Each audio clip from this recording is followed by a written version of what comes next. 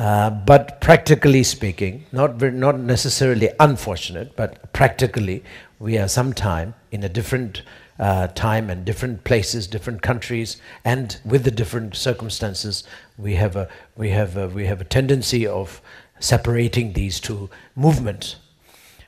We do that purposely. We are doing it because we don't want to sort of confuse people. Because people always tend to say, oh, saving nature, planting trees, saving nature, cleaning rubbish and non-biodegradable items such as plastics and all these things. This doesn't seem to be Buddhist activities. People say that. People feel very awkward. Unfortunately. This is the reason why I say unfortunately, People think that this is not Buddhist practice. It's maybe a Christian practice, or it's some sort of a non-Buddhist movement, like an organization, some ex-organization. But it's not Buddhist. Buddhist practice is sitting down and do meditation and recitation and maybe a little bit of circumambulation, the Swayambhu Kora, and all these kind of, holy places, pilgrimage, and mostly chanting and reciting mantras. That's the Buddhist practice. But, going out in the bush to save the trees, going down in the valley to save the water, and all these things, and, concern about the how do you say, glaciers and all these things, it doesn't seem to be Buddhist. So this is what phonetic people, they think like that. So that is very unfortunate part. That is the reason why they very confused when I talk about the environmental thing. And then they think I'm a cuckoo, I'm a little cuckoo, I'm a little sort of crazy. They don't understand. Many of our centers, many of our Drukpa members and Drukpa students, they don't understand what I'm talking about. So that is the reason why I purposely sort of did these two things separately sort of functioning.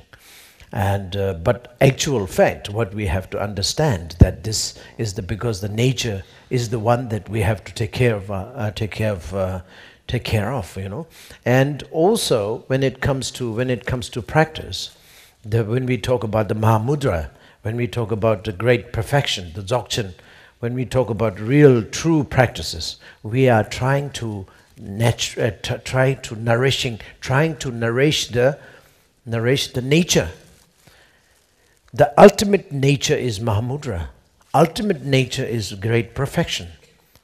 But obviously, until then, like up to the between that period, from now to the ultimate level of the understanding, the Mahamudra, we have a different sort of ways to practice this. But basically, we have to really be taking care of the nature. Different sorts of nature. Tree is not the only nature that we're talking about. And the water is also one of the nature, but that's not the only the nature that we are talking about. And also the air has to be taken care as a nature, but it's not the nature, not the only nature. So natures are very much needed to be taken care, and at the same time, our goal is Mahamudra. Our goal is great perfection, realization of the Buddha nature. See, when we talk about the Tathagata Garbha, in English it comes Buddha nature. So that means nature. Buddha nature means the holistic nature. Very much the nature that universally referring to. So that is very, very important.